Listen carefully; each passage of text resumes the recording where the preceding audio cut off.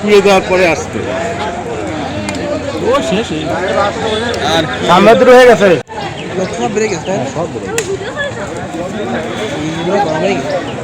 না ওয়ারিং করে কি গাড়ি ছিল এটা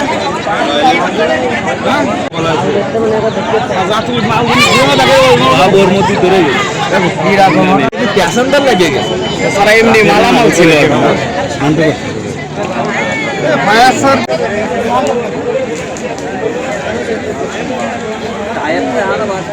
না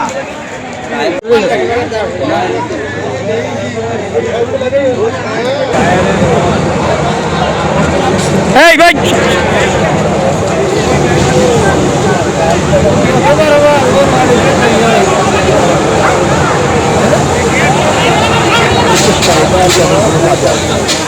তারপরে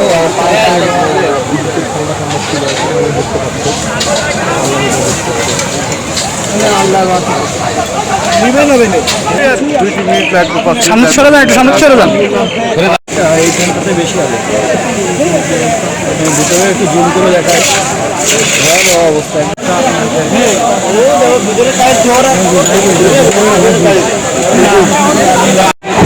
গাড়ি নাম্বার এই যে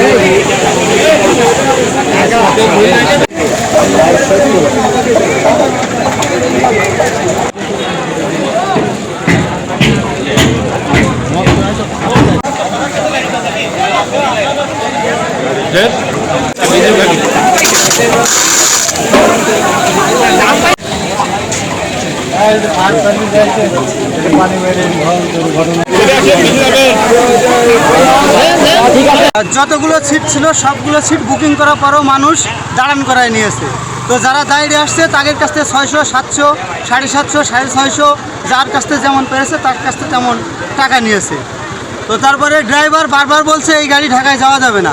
তো ওখানকার নড়াইল এক্সপ্রেসের যে দালালগুলো আছে এই দালালগুলো জোর করে ড্রাইভারের উপরে চাপিয়ে দিয়ে গাড়িটা ঢাকায় মুভ করেছে।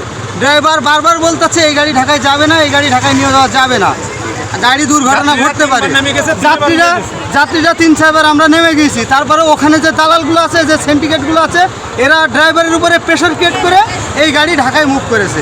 এই গাড়ি কিছুক্ষণ আগেই ঢাকা থেকে ব্যাক করে যশোরের উদ্দেশ্যে এসেছে। যশোরে প্যাসেঞ্জার নামায়ে এই গাড়ি আবার ঢাকার দিকে মুভ করেছে। তো এই দালালদের জন্য এই দুর্ঘটনাটা ঘটেছে। গাড়ি রানিংয়ে আগুন ধরে গিয়েছে। আগুন ধরে যাওয়ার পরেও ড্রাইভার অনেকেরই প্রথম নামতে দেয় নাই যখন ধোঁয়া উঠছে। তো লাস্টে যখন বেশি পর্যায়ে ধোঁয়া উঠেছে তখন ড্রাইভার হেল্পার নামিয়ে পালিয়ে গিয়েছে। তো যাত্রীরা আমরা আল্লাহর অশেষ রহমত যে জানটা নিয়ে মানুষ বাঁচতে পেরেছে।